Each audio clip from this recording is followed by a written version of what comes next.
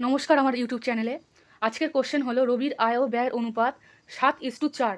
সে মাসিক 4,000 টাকা সঞ্চয় করে, তাহলে এক বছরে তার মোট আয় ও ব্যয় কত? তাহলে আয় আর ব্যয়ের অনুপাতটা আমি লিখে নেব উত্তরে। আয় ইস টু ব্যয় ইকুয়াল টু 7:4। এটা হচ্ছে আয় আর ব্যয়ের অনুপাত। এখান থেকে আমি আয় নেব, আয় বের করে নেব 7x টাকা। যদি আমি রেশিওটাকে ভাঙতে চাই তাহলে আমাকে কোনো একটা ভেরিয়েবল দিয়েই ভাঙতে হবে। 7:4 থেকে আমি 7x করে নিলাম আয়, তাহলে ব্যয় হবে 4x টাকা। ঠিক আছে, এটা হলো ব্যয়। আচ্ছা, এটা হচ্ছে মাসিক আয়, এটা হচ্ছে মাসিক ব্যয়। কিন্তু মাসিক সঞ্চয় করেও 4,000 টাকা, আয় থেকে ব্যয়টাকে মাইনাস করলেই তো সঞ্চয় পাওয়া যায়। তাহলে আমি যদি এখানে লিখি আয় মাইনাস ব্যয়, অবশ্যই এটা মাসিক আয়, হ্যাঁ, আয় মাইনাস ব্যয় ইকুয়াল টু 4,000। আচ্ছা, এটা 4,000 টাকা। তাহলে আমি কি লিখব? আয়ের জায়গায় লিখব 7x minus 4x equal to 4,000 টাকা। তাহলে হবে 3x ইকুয়াল টু 4,000 টাকা। এক্সের ভ্যালু আসবে 4,000। এই তিনটে এদিকে গেলে ডিভাইড হয়ে যাবে, ভাগ হয়ে যাবে 4,000/3।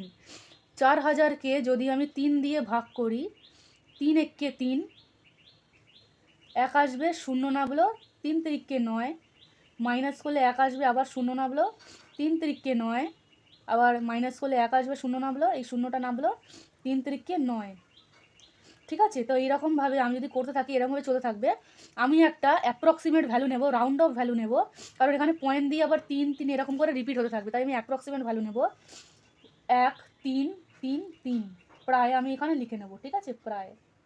আচ্ছা আচ্ছা, আমি এখানে পয়েন্ট দিয়ে আরেকটা 3 নিয়ে নিলাম, প্রায় লিখে নেব। ঠিক আছে, আচ্ছা, তাহলে আমার এখানে কি জানতে চেয়েছে? তাহলে এক বছরে তার মোট আয় ও ব্যয় কত? ঠিক আছে, এক বছরে। আচ্ছা, তাহলে মাসিক আয়টা আমি বের করে নিই। মাসিক আয়, মাসিক আয় কত হবে? 7 ইন্টু এক্সের জায়গায় তুমি এই ভ্যালুটাও লিখতে পারো, তুমি এই ভ্যালুটাও লিখতে পারো। ঠিক আছে, তা আমি এক্সের জায়গায় এই ভ্যালুটাই লিখছি। ঠিক আছে,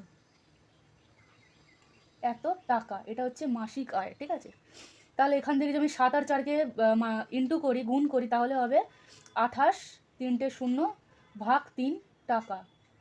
এবার আমাকে চেয়েছে বছরে আয় কত। দেখো, এক মাসে যদি ও এত টাকা আয় করে, তাহলে এক বছরে মানে 12 মাসে ও আরও বেশি টাকা আয় করবে। তাহলে এটার সাথে 12কে কী করতে হবে? গুণ। তাহলে বছরে আয় বা বাৎসরিক আয়,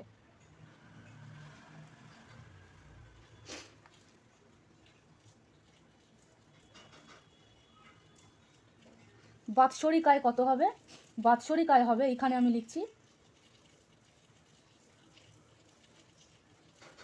এটা 8 হবে, হ্যাঁ, 28,000 ভাগ 3 ইন্টু 12 টাকা। ঠিক আছে, 3 দিয়ে 12কে কাটলে কত হয়? 4 হয়, আর এটা হবে 8, 4 7 28, 2 আর 8 8 হবে। তাহলে আমি এই 28, 3টে 0 ইন্টু 4 টাকা বছরে আয়। তাহলে 4 2 হাতে 3, 4 দুগুণে 8, 8 আর 3 11,